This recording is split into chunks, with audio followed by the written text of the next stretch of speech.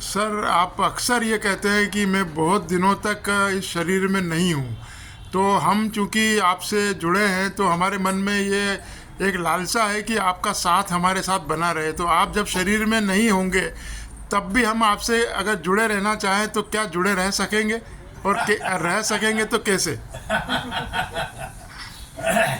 आप अभी भी हमारे साथ हैं, अब समय भी हमारे साथ रहेंगे। तो सर, शरीर में नहीं रहने के बाद भी आपसे हम कैसे जुड़े रह पाएंगे? आप खुद ये सोचें कि मैं, आप शरीर नहीं है, मन नहीं है, तो आप हमसे जुड़े हुए हैं ही। अच्छा, मैं आप अच्छा, और आप अपने को अलग समझ रहे हैं, इसीलिए प्रॉब्लम है। शरीर और मन नहीं है तो फिर जुड़े हुए हैं ही सही। जब ना मैं शरीर हूँ और मन हूँ, ना आप शरीर और मन हो, तो सब चेतना ही चेतना है, कॉन्शियसनेस ही है। अच्छा, वही है। फिर कोई अन्य तो है ही नहीं। अच्छा, और एक संसार की जो एक सामान्य मनस्थिति होती है कि कोई प्रियजन होता है, वो जब विदाई लेने की बात करता है तो एक टीस उठती है।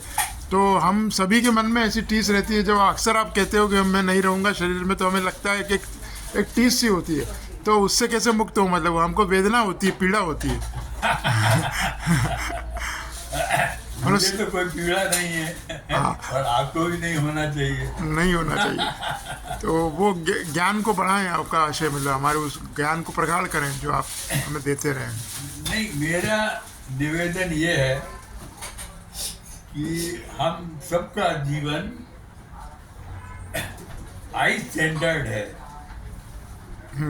और ये आई आपका फॉल्स है। ये आपको गहरे में समझ में आना चाहिए। क्योंकि आई क्या है? आई है कि आपका केवल विचार है, मगर आप तो विचार से परे बहुत कुछ है। एक बहुत बड़ी चीज है, आप तो विचार से परे। तो आप विचार के स्तर पे क्यों जीवन जी रहे हैं? Why are you living your life on basis of thought? विचार का उपयोग करें जहाँ जरूरी है, मगर रिलेशनशिप में, संबंधों में विचार ना आए। संबंध आपका प्रेम पर आधारित होना चाहिए, ना कि विचार पर, है ना? वो मुख्य चीज है। यदि आपका जीवन प्रेम पर आधारित है तो फिर कोई प्रॉब्लम नहीं है, कोई प्रॉब्लम नहीं है। अच्छा, मृत्यु के प्रति मतलब जो एक भय आम जनों में पाया जाता है, तो वो उत्सव के रूप में स्वीकार करें, ऐसी भी महापुरुष कहते हैं। तो मृत्यु के प्रति क्या दृष्टिकोण है? मतलब मृत्यु, शरीर का छूटना आपकी नज़र में क्या है? मतलब मृत्यु तो शरीर की होती है, शरीर की मृत्यु होती है। आप तो अजन्मा है, आपकी ना मृत्यु है, ना आपका जन्म है। ठीक है। जन्म के समय भी आप थे और मृत्यु के समय भी आप उपस्थित रहेंगे। तो ये हाँ, ये जो आप मुस्कुराते हैं और ठहाका लगाते हैं, तो ये मृत्यु के क्षण तक इस प्रकार को कैसे भाव स्थिति बना के रख सकेंगे अपन लोग कि मृत्यु के क्षण तक हम मुस्कुराते रहें?